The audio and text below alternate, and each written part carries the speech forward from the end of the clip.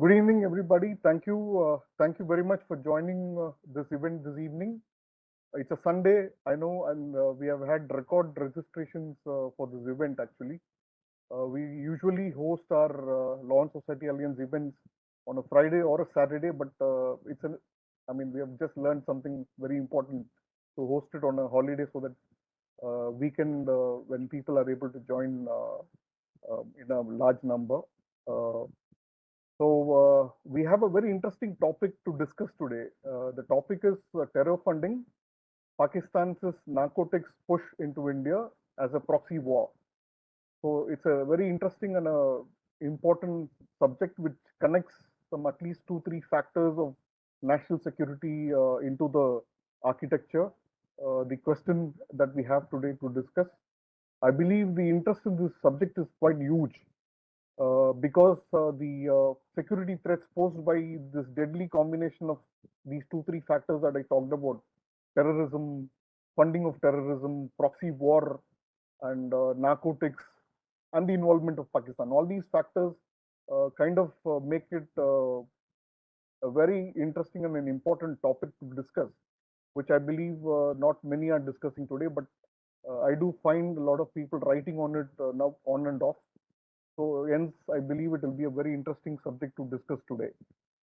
In particular, these multiple threats which combine together, narcotics smuggling, terrorism, funding of terror, and proxy war.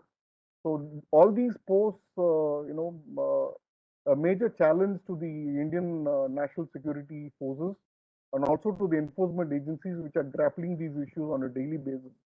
Earlier this month, on September 14 to be precise, the Indian Coast Guard and the anti-terrorism squad of the Gujarat police caught a Pakistani boat with six crew members carrying about 40 kg of drugs.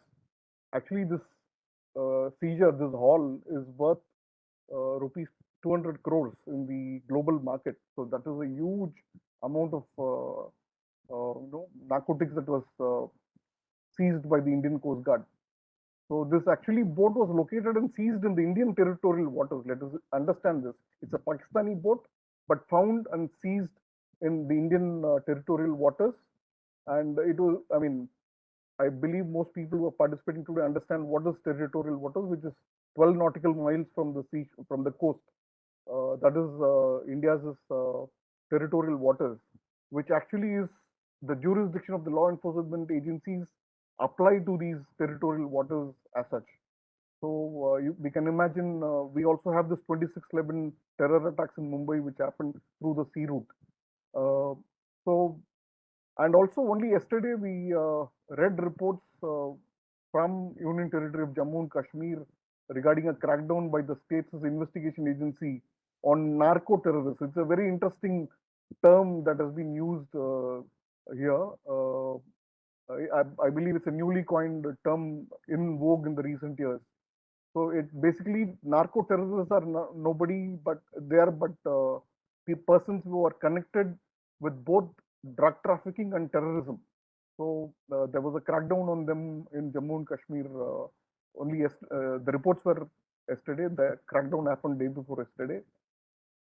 And as you all know, Pakistan, which is India's neighbor, has been the main actor in the narco-terrorism space in the region.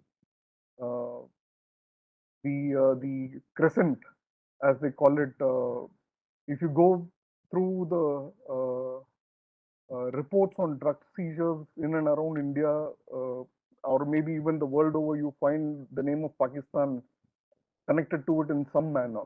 So if you just analyze all the reports, you will find some involvement of Pakistan or a Pakistani or the drug being sourced from Pakistan, something of the sort, some connection to Pakistan in major reports that come out of the world over. At present, I believe Pakistan seems to be using narcotics as an instrument of state policy to fund terrorism.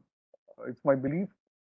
We hope our speakers make it much more clearer at this point during this session. And it seems like a proxy war on India that is being waged through terror funding using the narcotics route. And of course, Kashmir is facing the brunt of this proxy war by Pakistan all along. and other parts of India too. Particularly, the coastal region is becoming more and more vulnerable these days. So, to discuss these issues and to give their views on the subject, we have three key researchers on terrorism, narco-terrorism, national security, South Asia security here today, and very interesting comments and remarks I've found of them on the internet. So let me introduce them, not in any particular order, but just in brief, so that we know who are all here today. Mr. Abhinav Pandya is the founder and CEO of the Usanis Foundation, a think tank based in Udaipur in Rajasthan. You may wonder what Usanis means. It is nothing but Chanakya as another name. He's a Cornell University graduate in public affairs and has a bachelor's from St. Stephen's College, Delhi. He's a policy analyst specializing in counter-terrorism, Indian foreign policy, and Afghanistan-Pakistan geopolitics. He has authored a book called Radicalization in India and Exploration. It's published by Pentagon in 2019. It's available on Amazon and other sites. You can take a look at it. His book on terror financing in Kashmir is going to be published very soon. So we are eagerly waiting to read this book on terror financing that Abhinav Pandya has written. Our next speaker, not in this order, but just to introduce Ms. Vaishali Basu Sharma. She's a consultant with the Policy Perspectives Foundation at present. She has previously worked as Assistant Director and Consultant with the National Security Council Secretariat, which is under the Prime Minister's office. There she handled the countering violent extremism and regional security desks. Vaishali has written extensively on various aspects of geoeconomics and India's neighborhood security. Vaishali completed her master's and MPhil in international relations from the School of International Studies, Jawaharlal Nehru University in Delhi, and a bachelor's degree from Lady Sri Ram College, Delhi. And our other speaker is Dr. Ejaz Wani. He is a research fellow at the Observer Research Foundation based in Mumbai. He is currently working on the project Kashmir Conflict, Managing Perceptions and Prospectus for Peace. He has received fellowships from the Xinjiang, we call it as East Turkestan and Law and Society Alliance, Xinjiang Social Science Academy in Urumqi, Xinjiang, and the University Grants Commission, New Delhi. Vani is also an EUCAIS, UCAS fellow, which is where he undertook a 2-year program on the European Union and Central Asia in the international system. Vani has expertise on Kashmir and Uyghur issues, which are very close to our hearts in the Law and Society Alliance. He has previously worked as an assistant professor at the University of Kashmir and has a doctorate on socio-economic transformation of the Xinjiang during the 20th century. I take pride in welcoming all three speakers to the event today. I'm just hoping Aditya has joined. Okay, Aditya is not here, but so what we'll do is we'll change the order of the speakers today. We'll go with our with Dr. Vani as the first speaker, then we'll hear Vaishali speak, and then we'll come to Abhinav at the end. In this order, we'll speak. But before I go to the, I've joined. Abhinav, I can't see you. On, what is your? No, I've joined. Can you see? Watch out! You, I can see you. I can see you. So I didn't see your name, so I was wondering. Okay, I'm extremely sorry about it. We'll revert back to the old order where Abhinav goes first, then Dr. Vani, and then Vaishali will speak. I'm extremely sorry, Abhinav. I thought you would join as Abhinav Pandya, but you have joined as Usanis Foundation. Yes. I'm just going to make you co-host right here so that you are there at the top, and I can just give me 1 minute, 1 second actually. Sure.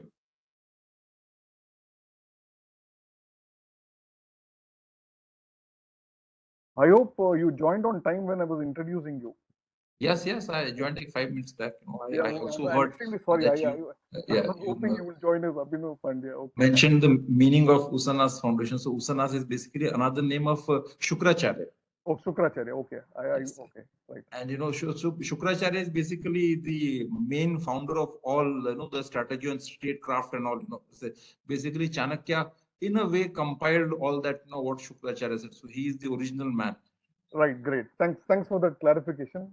Shukraniti, that's what he said. Shukraniti, great. Thanks very much for that clarification. It's very important that we know it. Okay, so before I go to the speakers, I just want to give a few administrative announcements. First and foremost, Law and Society Alliance is a Delhi-based think tank. We have been in existence for the last 4 years now, and we have been organizing events on international relations, strategic affairs, defense, and also matters of national interest. So that is where we focus on. We primarily do research work on Pakistan, on Kashmir, on China, and issues connected with them, and India. We bring together a lot of researchers and thinkers on various subjects together to exchange views so that we learn from each other. That is the primary aim of Law and Society Alliance. Uh, so the administrative announcements are these. I request all participants to keep their mics on mute so that there is no disturbance when the speakers are speaking, as a mark of respect for them, and also to enable Law and Society Alliance to record this event, and so that we can use it on YouTube and other channels that we have, and also on our website. So that is the primary request I have. If you have any Wi-Fi bandwidth issues, please do mute your videos, your own personal videos, so that you are at least able to hear the speakers clearly. The idea is that the speakers' message goes across to all the participants in a much clearer manner. So that is my request. And also one last request is, if you have any questions, please do post it on the chat box. We will take it up and ask those questions to the speakers, but mention the speaker's name to whom you are addressing, so that it becomes easier for us to post it to them. That is my request. And each speaker gets about 15 minutes for their opening remarks, and then we go into question answer. And then if we have time, we will try and have a closing remarks from the three speakers once again before we close it. We expect to finish off in about 1.5 hours event, but can be slightly extended by another 10-15 minutes with all your prior permission right away. I'm seeking your extra time if in case, because it's a very interesting subject and we need to discuss this thread there. So thank you very much. Thanks all speakers and also all the important people who have joined here today. I'm not going to take each of their names right now, but there are very important people who are listening to this conversation. So thank you so much for joining. Now I pass the floor to Abhinav Pandya to make his opening remarks for about 15 minutes. Thank you. Thank you very much, Bipendraji, for inviting me and giving me this opportunity. Let's say it's indeed a pleasure to be back here again at Law and Society Alliance Forum. And I also see General Khandare is here. I would like to pay my regards to him. He has been a mentor, and definitely has guided us through our journey. So I'd like to begin with the idea. Hello, yes. Am I audible? Yes, Abhinav. Yes, that Pakistan's journey with the terrorism is not something which exactly started in the year 1990. Okay, and we all confuse that this whole proxy war business began in 1990. This was always there, but not much talked about. Even if, after this defeat of 1948, when those Kabili raiders came, after that only the ISI, the founder of the ISI, I guess it was Major General Robert Cotham. He said, he thought that, it's very difficult to defeat India in a proper conventional war. So Pakistan will have to go for a covert war. And he mentioned that India is too big. India has many fault lines. We have to focus on them. Yeah. So actually, even in those days when B.N. Malik was the chief of IB, all this Pakistan's business of smuggling weapons and kind of inciting insurgencies and inciting guerrilla combatants in Kashmir, this business began. And you will be shocked to know that in those days, 50s, 60s, I guess, okay, the place where Pakistan opened its consulate, anyone would make a guess that it could be like either Delhi, Mumbai, but Pakistan opened its consulate in Shillong. Why? Because Pakistan's earliest interference, in provoking insurgency in India was in the northeastern India, and Shillong was a very suitable place to do that.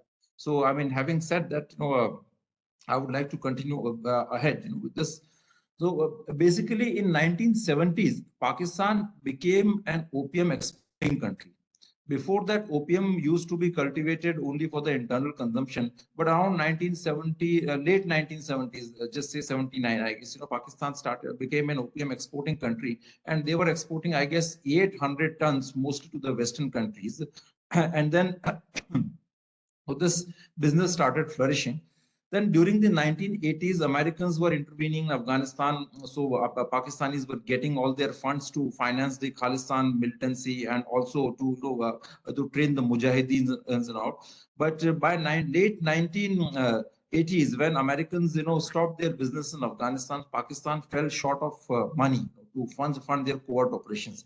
And by then, they had already decided to embark upon a major offensive, like this counter-insurgency, insurgency, terrorism offensive in Kashmir. So they were having shortage of funds. To cover that, they started this the whole investing in drug money and drug smuggling to earn money from that. And we also have a very strong evidence of that. In 1994, Nawaz Sharif gave an interview to Washington Post in which he mentions that in 1991, he was approached by the Pak Army Chief General Aslam Beg and ISI Chief Asad Durrani. And they both asked him that, we would like to, get into drugs business, drug smuggling to finance our covert operations. And it's, but naturally, it's quite understandable that, Pakistan's main covert operations in those days were in Kashmir or in the other parts of India. So they wanted money for that. Another report which came in the year 1992, it was by a CIA analyst, and it clearly mentioned that drug corruption was rampant in Pakistan, and the drug mafias and lords were having deep-rooted ties with some of the very influential people in Pakistan, including politicians, business elites, the top military generals, and the top officials of the military intelligence and their other external intelligence services. In Pakistan, yes, in 1994, about 70 tons of heroin was being produced, and one third of that amount, that heroin went to the Western countries. In 1994, 20% of heroin that came to America, it was manufactured in Pakistan. So Pakistan's, this involvement in the drug business and drug smuggling, which is very old, and from 19, especially after the from late 1980s, it became even firmer and stronger, regarding which I just discussed in detail. And they were using this drug money not only for the covert operations but also to finance their nuclear program. So in Kashmir, post 1990, this terrorism business, became very elaborate. Now after 1993, when they saw that there was a massive response from the local boys to their terror agenda, they thought that now let's get systematic. So Hurriyat was formed. Hurriyat had different divisions, various political parties, separatist parties connected with Hurriyat were formed, and now they wanted to expand this, this whole proxy war in Kashmir and in diverse domains. So they initially started sending drugs with the terrorist groups who were infiltrating into Kashmir, and like a person would carry some amount of cash. They used to come in the group of, initially the groups were large because the LOC had no fencing and it was easy to infiltrate. So a large number of groups came. Let's say like 30, 40, some groups even were as large as 100 people in the early days. Okay? And the people carried drugs. Okay? But post around 1990, 96, the security forces, by then they had firmly controlled the militancy in Kashmir, and they actually started arresting the infiltrators. And many of them were killed in the encounters. So when these infiltrators and these terrorists were killed in the encounters, the security forces seized drug packets. Then Pakistan decided to change strategy. Initially, they sent drug packets with the terrorists because it was very easy to sell a kg of a drug, like let's say heroin or cocaine, and and get like a crore for that. Because it was very easy to carry that small weight and earn money from that. If they had to carry that amount of cash, it would have been very difficult. But they let me mention that they also used to send cash. But drugs money, drugs packets, they were very easy source of getting a good revenue. But when these security forces started killing the infiltrators or arresting them, then Pakistan thought that the loss is huge. Because just imagine if you arrest a terrorist or kill a terrorist, and if you are able to seize just 3 or 4 AK-47s, the loss is not huge. one AK-47 it doesn't cost much. In the Darak Hill, that would cost at the max 30,000. The Chinese made AK-47s would cost you like 50, 60,000. So the loss would not be huge. But if the drug packets are seized and if they are caught, the loss would be huge. So Pakistan post 1996 started separating the drugs channel and the terrorism channel, the infiltration channel. So both these channels were kept away from each other. They were kept separated. The people who were into the drugs business, they rarely had any connections with the terrorist operators, or I mean any open connections. So they operated through separate channels, and whatever money they earned, they this shared a major amount of that revenue with the ISI, which it later distributed to the terrorist organizations, all these Tanzim commanders and the operational commanders, the border launchpad commanders, to meet out their structure expenses. Some of the major routes which they followed was this, Uri Tangdhar area, this Machil sector and Keren sector, Lashdak, Jamgun. These were the famous areas, in those days, in the early days. They also used the Jammu Samba region. And this Rajouri region was also used, for the drug smuggling right from those days. Nowadays, it's more of a Punjab, which has become a major center for the drug smuggling. And in South Kashmir, there was a local production of drugs actually in South Kashmir. So Charas belt, this whole area of Avantipura, Bijbihara, Sangam, there's a very heavy Charas belt. And to post 2016, we saw that South Kashmir became a hotbed of militancy. Now, a very crucial reason why there was a local support for militancy in South Kashmir was that the militants, the Tanzims, gave protection to the people from the police. Now, all these Tanzims, they claim to be Islamic and they claim to follow all the Islamic principles. They banned cinema, they banned alcohol, but they never put a ban on the drug production in South Kashmir. So they were providing support to them basically from the police. So that was another connection.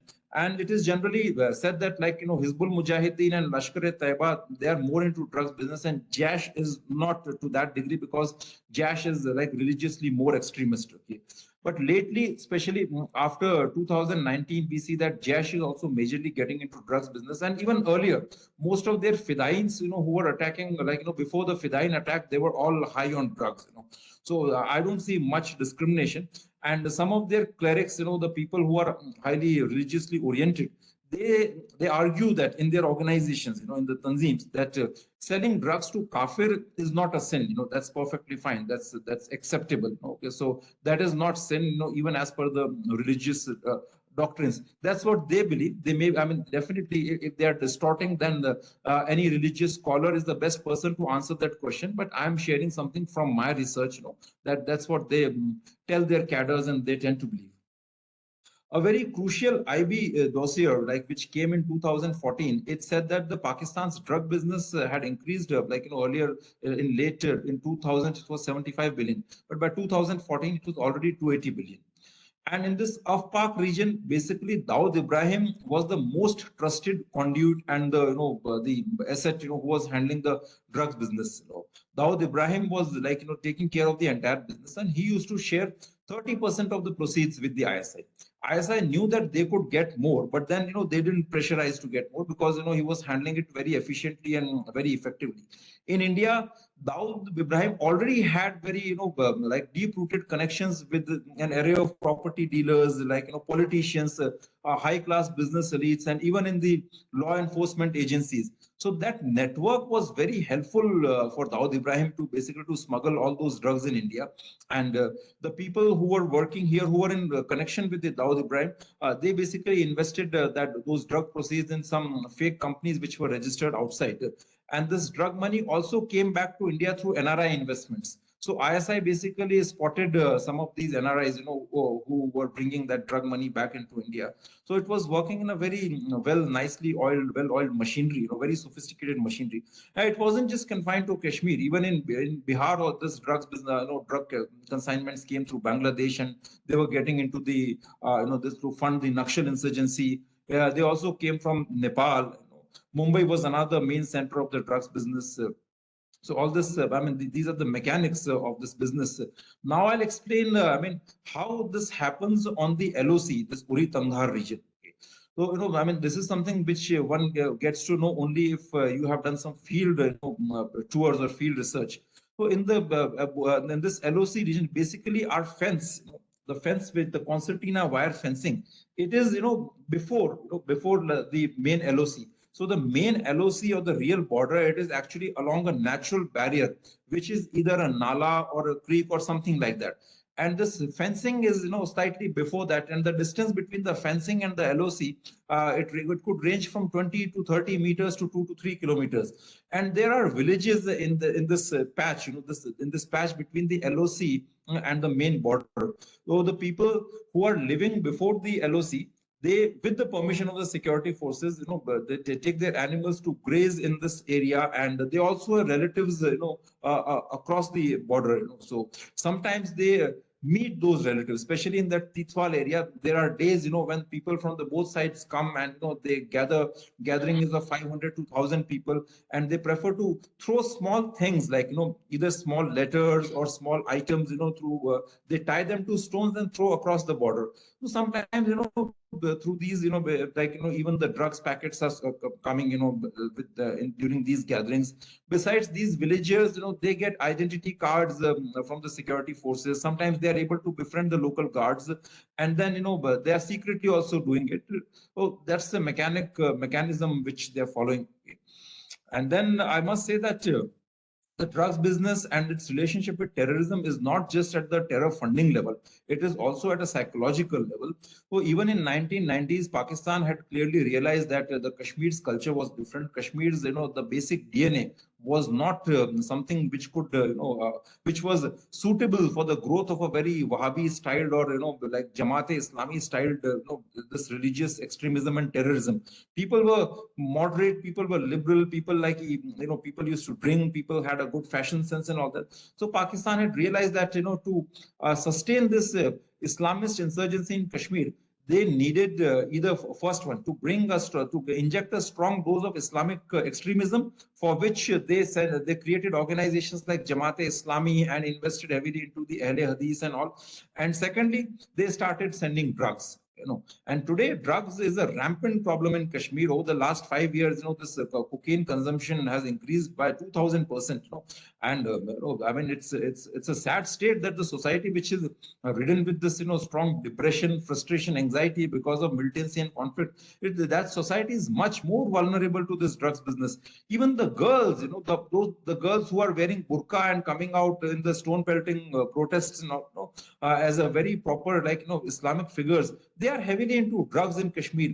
And the religious leaders, the scholars, the imams, even the separatist leaders, they are not uttering a single word about it. This is a crass hypocrisy. They all these, imams and the in Maulvis in the mosques, they give lectures on separatism, they give lectures on great doctrines of Quran and the religious texts, but they don't speak a single word against this, this drug menace. Why? I guess the benefactors in Pakistan, they've asked them to keep their mouths shut. And these days we see that the massive drug consignments are being, seized across the country. So Pakistan knows it clearly well that, drugs business is not only to fund terrorism, but also to break the social harmony and completely spoil and ruin the youth of this country. In Punjab, they have done that. You have gangsters, you have this violence in Punjab. This is all because of drugs. And this youth, this generation which is high on drugs, is not fit to serve in the army. So these are the basic motives, and you mark my words, wherever in the world, first you bring drugs, then you bring guns, and then you have a violence, you have a self-perpetuating violence. We have an eternal cycle of violence. That's what Pakistan wants to do in India. They've already done in Pakistan, in Punjab, and sometimes I really fear, this whole Khalistan nuisance is, it's making a kind of a comeback. In Kashmir, this drugs business is rampant, and even like in small cities of India. And what really worries me and pains me is that our law enforcement agencies, our intelligence agencies are not really aware about these things. Even in a small city like Udaipur, where I'm staying, I go for my evening running. I see a lot of youngsters, like in small corners, like taking drugs. What stuff they are getting and through which routes these things are coming, that seriously needs to be investigated into. Otherwise, this is going to become a huge menace. And we need to completely overhaul our intelligence system and our law enforcement agencies, to tackle with this problem heads on and in a very firm manner. So I guess even I have a lot more to say, but I think but Yeah, I'm not going. I guess I've exceeded my time, so I'm not. I'm just going to stop here, yeah. and my book will be coming soon, and I'm sure you will like it. There will be a lot more in that book on the drugs thing. Thank you. You haven't exceeded your time. You're within time, Abhinav. Thanks so Okay. much for that. And I believe, as you said, we are hoping the book comes out very soon so that we are able to read about it. People who are all interested in this particular subject. And thanks for giving a overall picture on this terror funding and narcotics push that is happening from Pakistan into India. Thanks so much. We'll now move on. So Bipinderji, I have a request actually. So I have some family relatives here, so I'll be taking a leave. So in case if there are any questions, can I take them now? Uh, I okay. mean, if it's possible. No issue. Yeah, yeah. I think it's okay.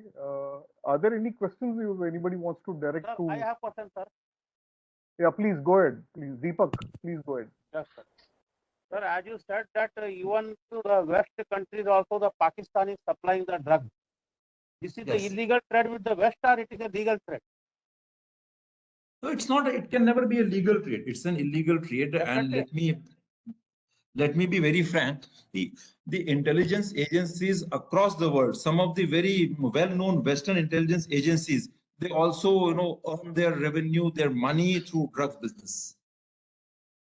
If you look at those old times of 1980s, all this Pablo Escobar business and all, I mean, and the role of CIA in that, you will easily, I mean, I don't want to comment on that, but the patterns can be easily drawn. Okay. It What is we a can do is, world Abhinav, phenomenon, I think, sir. It is not Deepak, only I think, to it is, Deepak, please, you have the questions. Please wait. Please wait. Allow the moderator to moderate.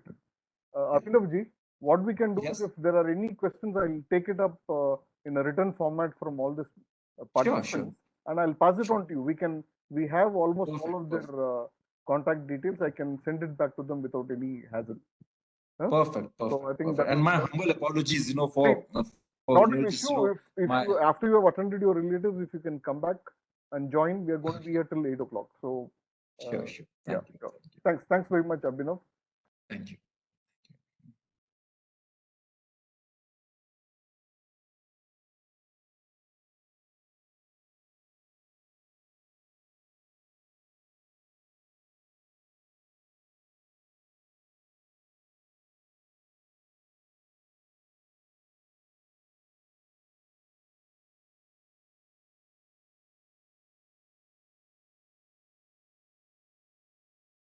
Okay, Dr. Vani, Yeah, time is I yours. mean, Please go ahead. Please, if you yeah, can just start your yeah, video. yeah. Video, yeah. So, Yeah, thank you, thank see, you. Please go ahead. yeah, yeah. Abhinav just started the rhythm of this webinar, but somehow he was in hurry, and there could be a debate on narco-terrorism in Kashmir and how it started and why it started, why it is booming now. Recent, I 2 months back, we started a journey to see all the LOC from Gurez to Punch till IB border, and we were traveling for 2 months.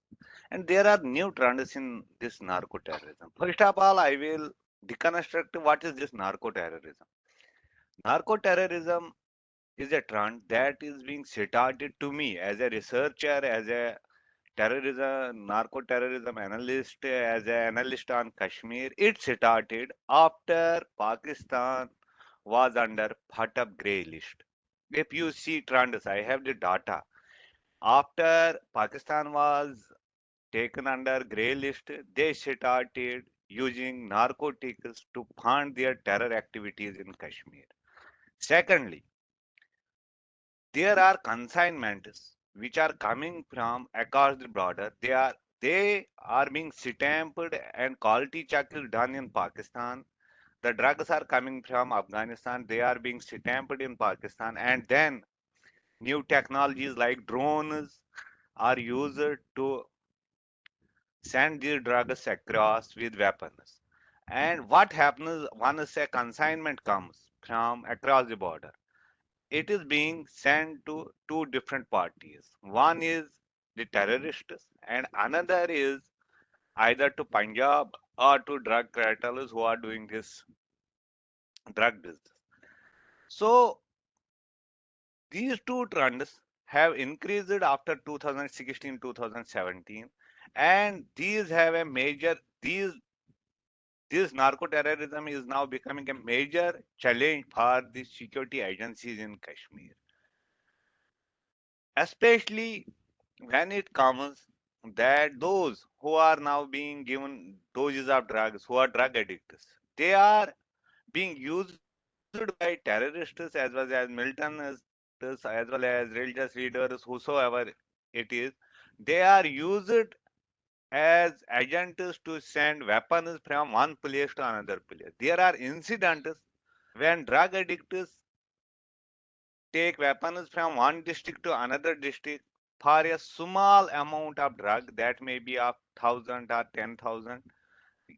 They are being given drugs so that they can transport the weapons from one district to another district. Similarly, these drug addicts are now becoming nuisance within the society.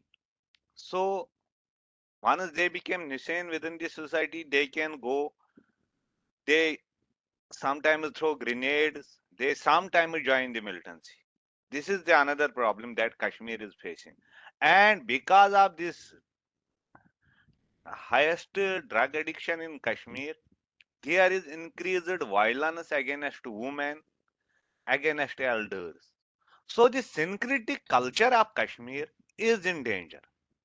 That is first thing. Secondly, most of the drugs that came via LOC, either through Punch, Rajouri, or Odi, or Keran, or Tangdar, that comes through drones. Plus, the new technologies. For example, they are using now WhatsApp calls to ask their agent where to drop and when to get the consignment.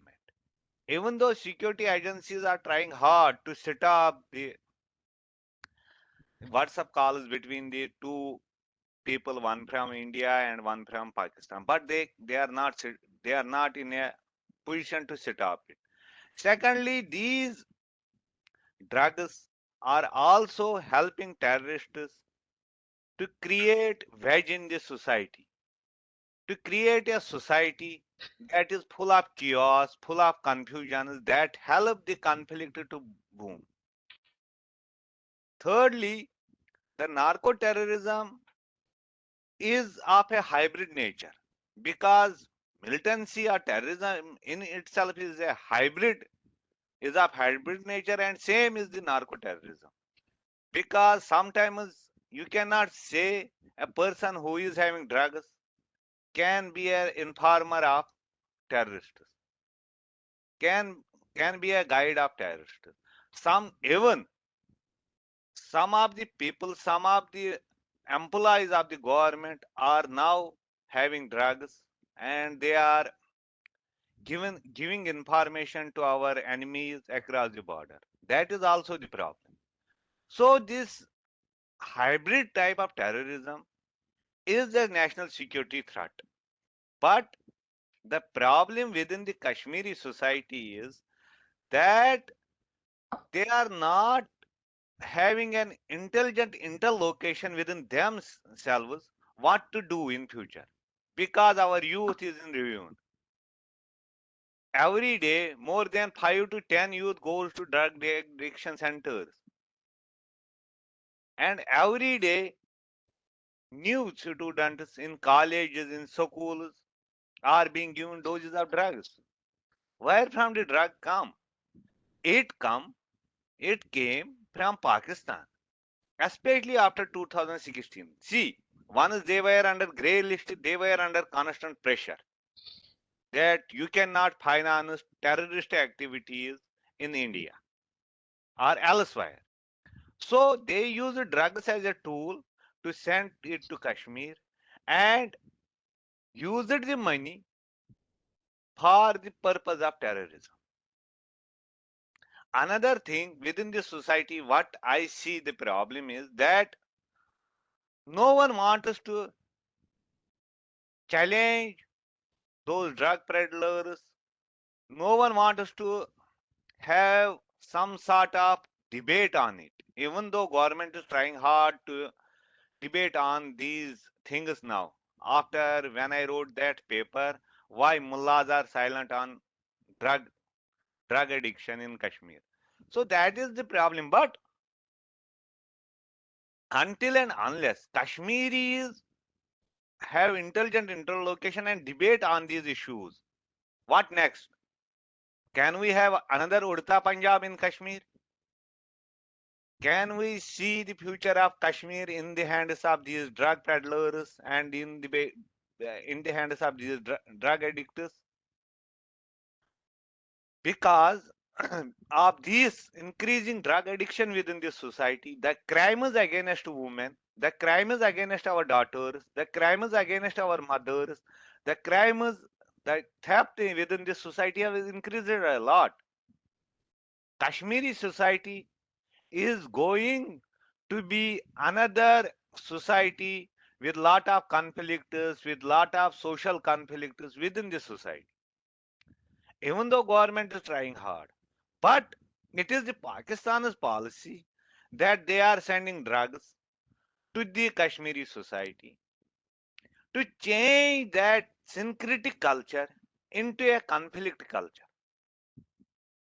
And for example, recently there were certain drug consignments which were sent from across the border in May, June, and July, and even in March 2022.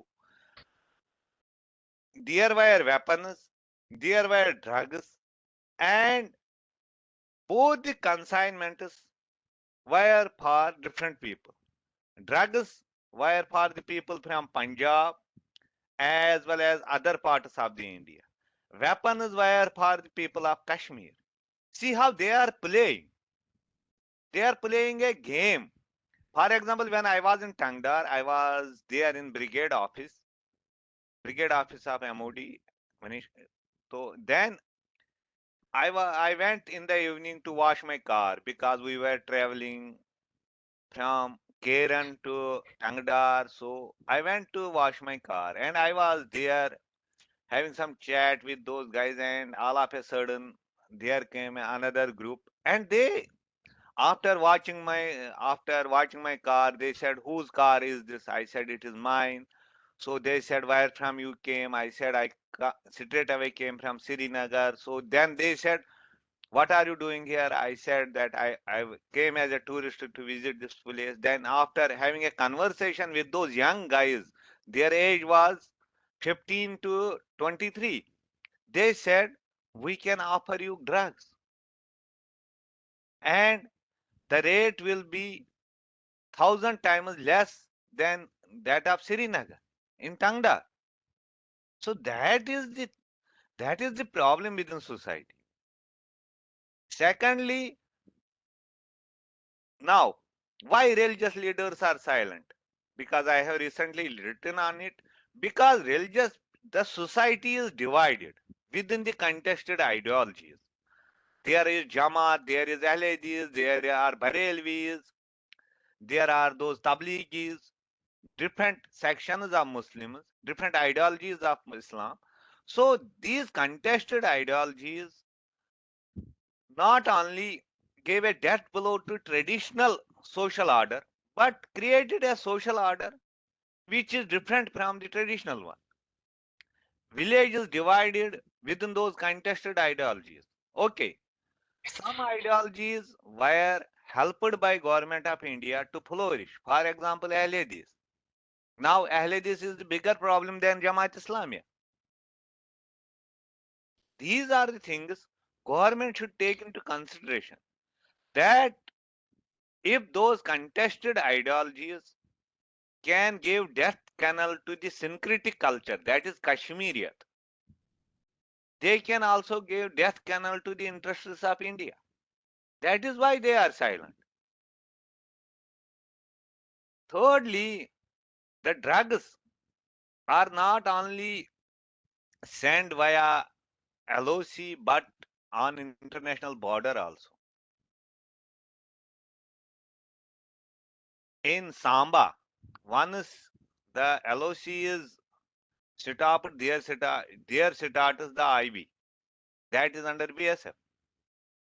When we met the officials of BSF, they also said that drones are being sent, tunnels are being used to send the consignment of drugs as well as weapons. So this narco-terrorism is a new phenomena, but how it works, that needs to be deconstructed. Whether all the drugs sent by Pakistan are used in Kashmir or sent to other states also. Secondly, what the first speaker said that in South Kashmir, why militancy was in peak was because of charas and ganja in South Kashmir. To me, he is incorrect there. Charas and ganja is everywhere in Kashmir. But the problem with South Kashmir after 2008 was the Shupian rape and murder case. That changed the whole narrative because government was responsible for it. First, they said that there was a rape and murder case, then there was a CBI inquiry, then there was other inquiry, and that changed the whole narrative within the society of Kashmir, especially in South Kashmir. That made South Kashmir hub of militancy. But see today, South Kashmir, especially the Pulwama district, is the peaceful district of Kashmir. I can proudly say because I am from Pulwama, we have 120 feet long flag dedicated to nation in Pulwama. That was recently dedicated by Lieutenant Governor Manoj Sinergy. And youth of Pulwama is taking steps to make Pulwama the one of the most transformative district of Pulwama. Secondly, even though women are also now in drugs, but sometimes these women are being used as agents to transport drugs now. Because one is having that passion of drug, he cannot live without it. He will go for anything. So that is why we need a constant intelligent interlocution within the society as well as with the government how to set up this menace. We cannot set up Pakistan. We have to transform our society for the good. Thank you. Thank you, Dr. Bani. Interesting observations there, but there are already a couple of questions for you from the audience. But I think we'll take the question after our next speaker has also In the spoken. end, we can take the Yeah, questions. yeah. Thank you. After Vaishali has spoken. So we'll move on to the next speaker. Vaishali, are you able to come on board?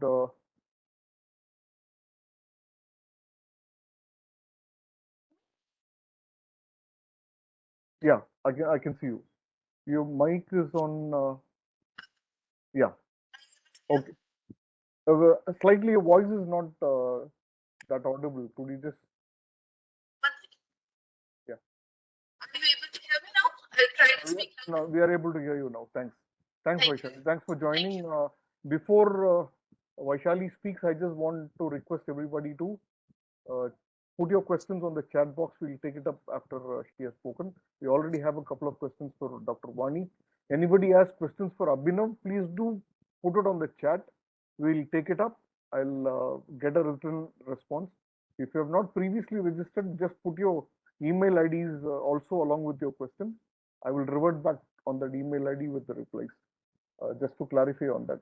Now I request Vaishali to make a presentation. The floor is yours, Vaishali. Thank you. Let me begin by thanking you, Mr. Bibindra, for inviting me to share my. You are again muted. Yeah.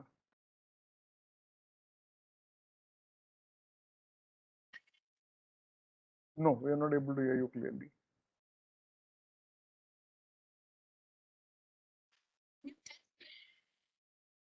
but your voice is a little muffled. It's not very clear. Would you allow me a moment? Maybe connect. Take your time, not an issue.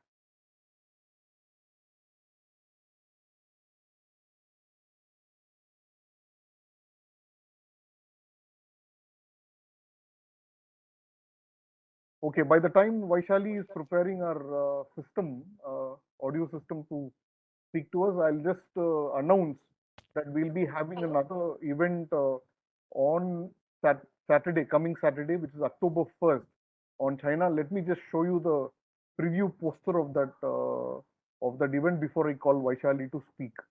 So, incidentally, that is the Communist China's Foundation Day. We're going to be having this event. We are going to be discussing is one China policy, the Chinese Communist Party's weapon against the democratic world. We have three eminent speakers who will be speaking on October 1st, Saturday at 6 p.m. India time. This is the announcement I have to make before I ask Vaishali to speak. Okay, Vaishali, are you ready? Yeah, I'm ready. Yeah, great. Now we are able to hear you. Go ahead. Yeah, let me just begin by thanking you, Mr. Pivendra, for inviting me to share my thoughts on this subject. Also, my co-panelists, Dr. Abhinav and Dr. Ejaz Vani. In fact, both of them have covered the subject so comprehensively and so expansively that as the last speaker, there is very little for me to, sort of cover. But I'll try to, bring all of this together. That will be my attempt. And, at the outset, I'd like to say it's right that narco-terrorism is in no way a new phenomena. It has existed for a long time. Our security agencies have always been aware of it. We all know, as even laymen know, that Pakistani elements have always provided separatists with this is a in his interview as far back as 1994 that he gave to the Washington Post. So there is nothing new, but whenever we talk of narco-terrorism or anything related to the trafficking of this illicit drugs into the country, there has been a tendency to treat it as auxiliary to our as far as an auxiliary threat, rather, not as a preeminent threat to our nation's security. But of late, certain trends have forced us to make it, bring it into limelight. Last year, in March, when a Sri Lankan boat was intercepted in the Arabian Sea by our Coast Guard, it was found to be carrying a huge cache of almost 300 kgs of heroin. I'd like to say that, just mention that 1 kg of heroin is in the international market, which is known has a market value of 5 crore. So that makes it a cache worth 3,000 crores. Apart from that, this crew, which was a Sri Lankan crew, was also carrying AK-47s and 1,000 rounds of ammunition. When the NIA began its investigation, it was revealed that Pakistan-based drug trafficking network was involved. And since then, so many consignments have been caught in the sea, across the LOC, along the border in the western, border in the Arabian Sea. So, you have this massive push of narcotics that is coming into the country. So, given this, suddenly have this issue should and has become relevant once again. And you see, narco-terrorism is something that suddenly there is a lot of writings on it. I have written, and my co-panelists have also written on this subject. Some of the trends that I'd like to point out when we talk about narco-terrorism now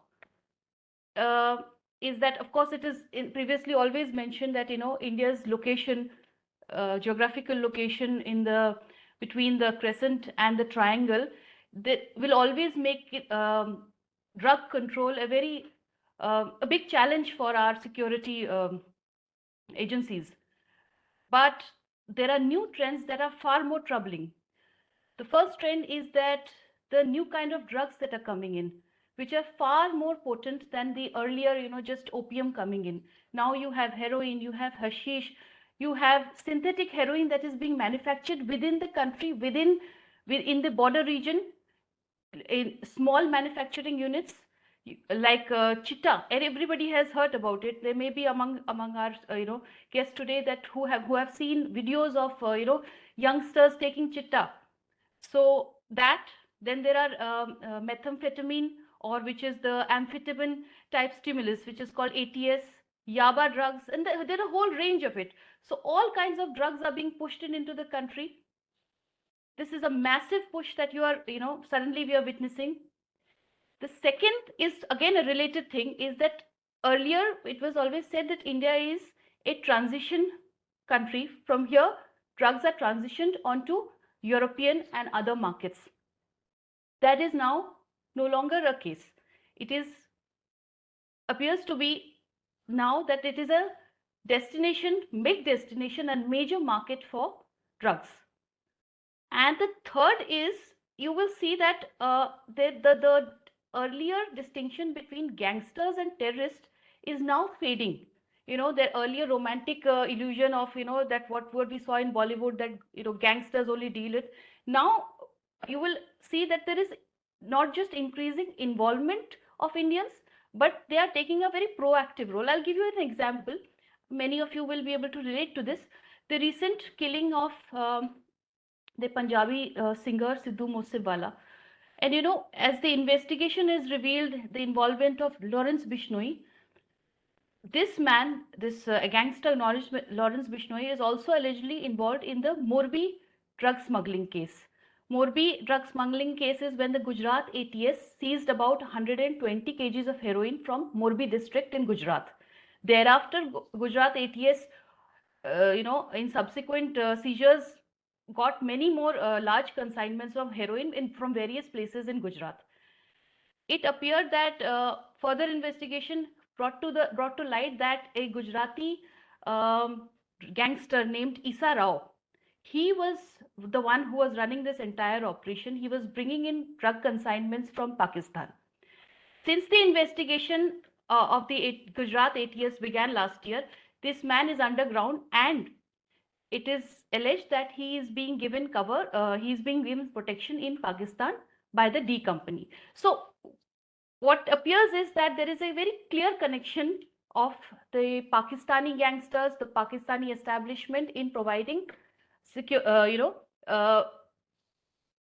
protection and cooperation with these Indian gangsters. This is a very troubling aspect. So once again, I'll say the distinction that between gangsters and terrorists, that is fast fading, and your drug trafficking is now connected to money laundering, arms smuggling, corruption, illegal migration, and most certainly contributes to the terrorist risk. The concrete evidences that we have of connection between terror financing and narcotic smuggling have come from two states, J&K and Punjab. That this is coming from Pakistan. This evidence we have got from these two states. Heroin is directly being sent across the line of control. A portion of the drugs that come from Pakistan is sold in Kashmir, and the rest is transported into other parts of the country. After the Taliban takeover, there has been a massive increase in the illicit cultivation of the opium crop, and narcotics prices have tripled. Despite this, in Kashmir, drugs are sold in bulk and in very cheap rates. This is done to attract the peddlers and letting them earn more than the entities who bring in the substance. The drug. If you speak to certain de-addiction center, they will tell you that what happens is this is a cycle where once a user gets addicted, in order to support that habit, he or she will have to start peddling drugs. So they become part of this cycle. So once drugs enter the society, you have this cycle, never-ending cycle, and it keeps expanding. The user then becomes a peddler, and so on and so forth. I think earlier it was mentioned the Handwara narco-terrorism case.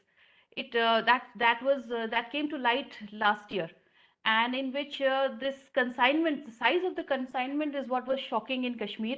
This was 21 kgs, and since that this was unearthed last year, and since then the size of the subsequent seizures is what has been very shocking in terms of in the case of Kashmir.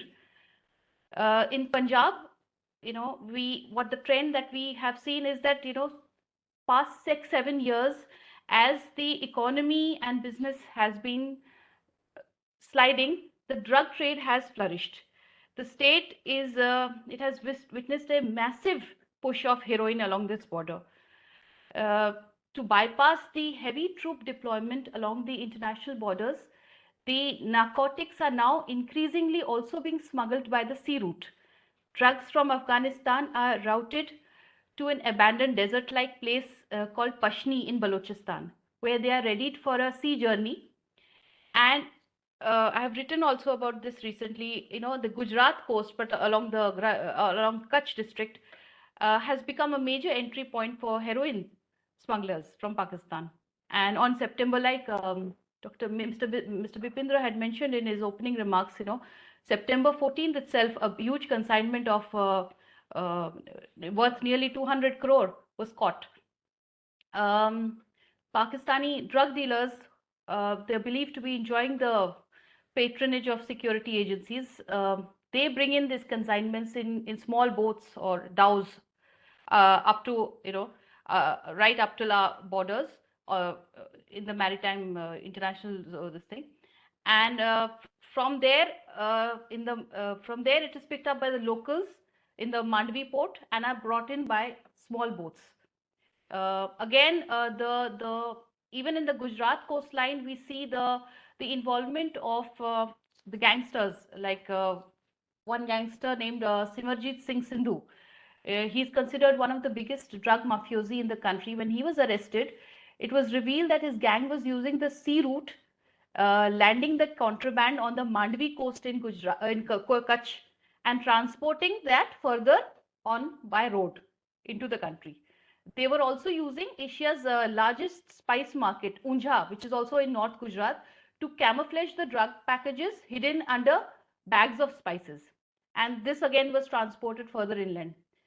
So this gang had also set up many small illicit drug manufacturing factories in the outskirts of Amritsar, where crude heroin and illicit drug manufacturing units were set up. And such units are spread all across your Gujarat, Kashmir, and unfortunately now this is spreading into Himachal Pradesh. In fact, a year ago, Himachal Pradesh government had to, sort of declare a war on drugs because they were alarmed. I mean, even after, Himachal has a fairly casual attitude when it comes to the consumption of charas. But even they were surprised and alarmed at the massive,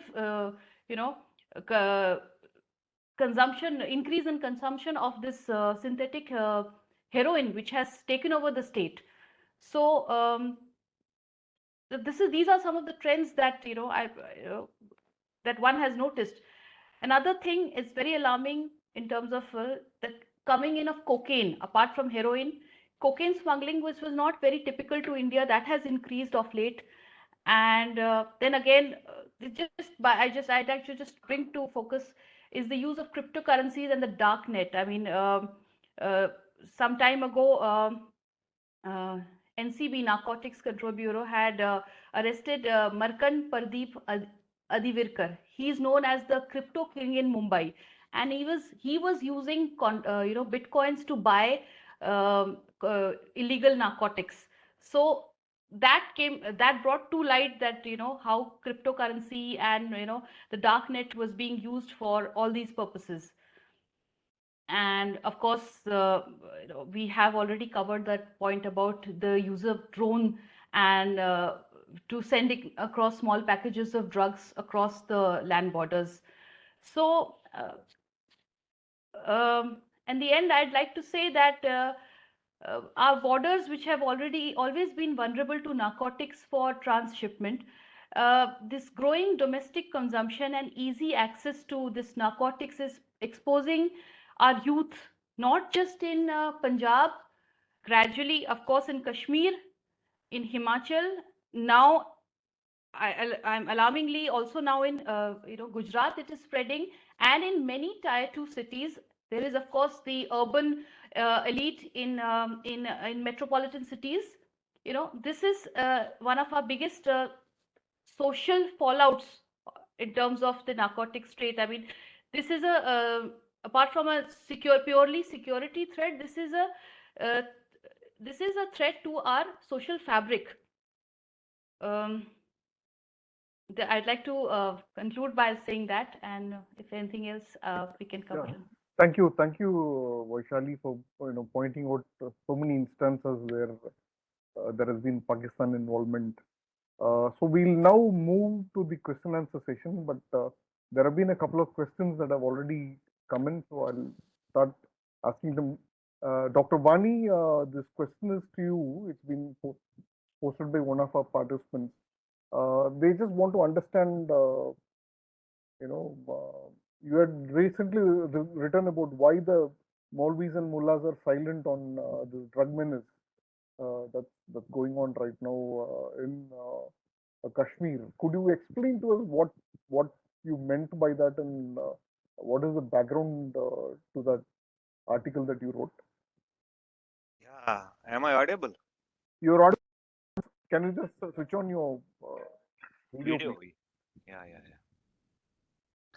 See, Kashmiri society was made of different cultures, whether it is the culture of Pandits, culture of Hindus, or Islamic culture. So this made the society a syncretic culture, while elders, village leaders were respected. But after 1950, Pakistan invested in one of the social sections of Kashmir, that is Jamaat Islamia. And then this started the destruction of the Kashmiriyat culture or syncretic culture, what I mean to say. Then on the platform comes Jamaat Ahledis, the group that is led by Mushtaq Viri, who was recently sent behind the bars under PSA. And another culture comes up, those of Barelvis. That was the Dawoodi, who is also behind the bars. They were sent behind the bars last week. So one is three ideologies, Islamic ideologies, came on a platform within a village that divided the village within different section. For example, if I am a Jamati or Ahledis or Barelvi, if my child goes outside in a playground to play, so if my ideology is different, another man cannot ask him it is wrong, cannot suggest him it is wrong or right. There is contesting ideologies eroded this traditional syncretic culture, rather I would say informal system that controls the society, bad in the society, informal social control system. Because Kashmiri society is known for the controlling through informal social control system. Now, after independence or before independence, formal social control system, police, executive, judiciary came into being and they started controlling the society. But in Kashmir, we see from last 30, 40 years, there was a conflict. And secondly, there was a corruption on because of the traditional political elite, national PDP and others. So, and this formal control system did not was not in such a way to get control on the society. That was informal. Informal means the traditional elites, the traditional village elders, mullahs, hajis. So, because of these contesting ideologies, that changed all the things, and society became abnormal to situations. So, that is why religious mullahs remain silent. Secondly, there may be factor of Pakistan when it comes to highlight the drug menace within society. But the basic factor is the contesting ideologies of these religious leaders. I nowhere saw any religious leader discussing and debating on drug addiction within Kashmiri society. There are no debates from those religious leaders because they feel that we are from this ideology and they are from this ideology. Even Kashmiri society is so much divided today that there are mosques on the names of different ideologies. You cannot go into one mosque or another mosque because of your ideology. So that is the problem within society. Even though this problem can be curtailed, but somehow our policy makers in past made some mistakes. For example, they helped Jamaat Ahledis to boom in Kashmir so that they can checkmate Jamaat Islamia. But that did not happen. Practically, that did not happen. Even Ahledis became a larger problem for Kashmiri society as well as security agencies. For example, if you have an overground worker of Ahledis ideology, to broke him, to get information from him, it is lot more difficult than getting information from a Jamaati ideology overground worker or Barelvi ideology overground worker. That is why state needs to interlocate where we went wrong during that conflict, and they need new interlocation where from we need to start. Thank you, sir. If any other question? Yeah, there is one more question. Just wanted to understand: is there a Pakistan influence on these mullahs and Maulvis that they are keeping quiet on the subject? See, sir, that is true. Jamaat Islamia is having some sort of influence from Pakistan. Now, Ahledis is also having some sort of influence through that Saudi connection or Dubai connection. Same is with Barelvis. One of the police official who is my friend, who is a district SSP, 3 months back we were discussing those ideologies and those leaders because they started religious gatherings and other things. 3 months back he said that if it will be up to me, I will send them behind the bars because they never discussed the nuisance within the society. They discuss only that problem and this issue. That is the problem. But how state will save its youth and generation? Kashmiris are Indians. If someone will say that Kashmiris are not Indians, I will be the first person to exit from this conference. Kashmiris, I by my heart is an Indian. But it is the duty of the state how we will ensure that our youth is saved from drugs, our society is saved from new conflict, our society is saved from confusion. So it is duty and state needs to interlocate where from we can sit out. The seminars cannot do it. They need to take into consideration the basic ethics of the society, where from we can transform the society for the good, especially the youth, sir. Thank you. Thank you, Dr. Vani, on this observations. Vaishali, I have a question for you. Again, asked by one of our participants. You mentioned about these gangs and gangsters who are operating in India, getting involved in the drug trade. Is there a Pakistan involvement or Pakistan linked to these, these local cartels that are functioning in India and pushing narcotics? There is absolutely one of the biggest cartels absurd is the D Company that they have been functioning. Prior to the Mumbai blast, they were functioning right from India, from Mumbai, which was home to one of the biggest drug networks here in this country. And after that, after the Dawood escaped to Pakistan, he is sheltering, and he is the biggest, um, uh, one of the biggest links that the Pak security agencies have to conduct this thing. Like I said, Isa Rao, the Gujarati gangster, who is now allegedly being sheltered by the D Company. And there are numerous such cases. I mean, when recently, uh, as the security agencies, police have investigated this Lawrence Bishnoi and other gangsters, even Sajan Kalyan. Entire links have come involved where they were in touch with Pakistani handlers. They were trafficking the heroin. So it is very unfortunate that that earlier belief that our gangsters are very filmy and they are at least clean as far as this goes, that is no longer the case. That is where the scary part is concerned, that they are not only trafficking the heroin, they know very well that where the end product, the money, where it is heading to. That is what is very grave, and that's a serious problem. Well, So you mean they know that it's ending in oh yes, terrorism? Okay. yes, because if we, especially in the case of Punjab, be it the targeted killings that we saw during just prior to the elections, the kind of chaos that was being created. We have the instances of sabotage. The Shaur Chakra awardee, Balvinder Singh Sandhu, who was killed by Khalistan terrorists. Again, clear linkages were coming out that Khalistan terrorists were being funded through narcotics trade. So it is a very, very grave sort of connection that we have there. Thank you very much. Thank you. I Thank think you for the question. before Kumar, are you around? Are you able to speak?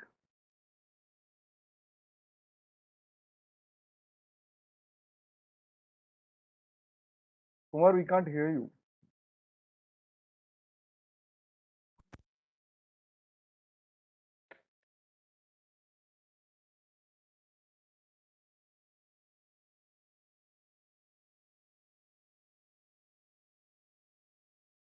Okay, I think Kumar has a very poor connection at this point in time. Right. So I'll take the onus of concluding this event at my end. As I announced earlier, uh, we have another program on October 1st. Let me just share that poster once again for your benefit. Okay, so this is the event we are going to have on Saturday, October 1st, which is also the founding day of Communist China. We are going to be discussing is one China policy of the Communist Party of China a weapon against the democratic world? It's a very important question because we find that China has occupied territories in both Tibet and in East Turkestan, which are actually bordering India. And of course, what is happening in Hong Kong is known to all of us. Basically, that is, and also Taiwan, which is again a democratic nation. So, and also the overall geopolitical effects of this one China policy. We are going to be debating that. So we have three eminent personalities. I welcome all of you to join. We'll be sending across the registration links very soon. I'm going to be posting it on the chat box right now. If anybody is interested in registering, you can register for this event also. So I'll be giving you time to register. I will not close the event too quickly. That is one. And with that, I want to thank Abhinav Pandya, Dr. Ejaz Wani, and Vaishali Basu Sharma for your time and for sharing your wisdom with all our participants today. Just give me 1 second. Let me, if anybody wants to participate in Law and Society Alliance events and also to contribute in some manner, I request all of you to put your email addresses and phone numbers on the chat box. We'll pick it up and I assure you we'll contact you. Most of the participants today are people who have participated previously in our events and have expressed interest in joining our events. So like, for example, Deepak had come in contact with us in the previous event who asked a question to Abhinav. So I assured him I'll get in touch with him and I did get in touch with them. LSA did get in touch with them. So you are all free to post your email IDs and mobile numbers on the chat box, or if you want to give it to me once we end the program, you can always do that. With that, and the announcement of our October 1st event, we come to the end. I thank all of you for joining. I thank all the important people who are all strategically important people who take decisions. They are policy makers who are around here. So I want to assure you that we will continue to do these kind of events and try to create a debate on these critical issues in the country. With that, I thank everybody. Now you can put your details in the chat box and exit as and when you're comfortable. Thank you so much. With that, we end our program. Thank you. Thank you, sir.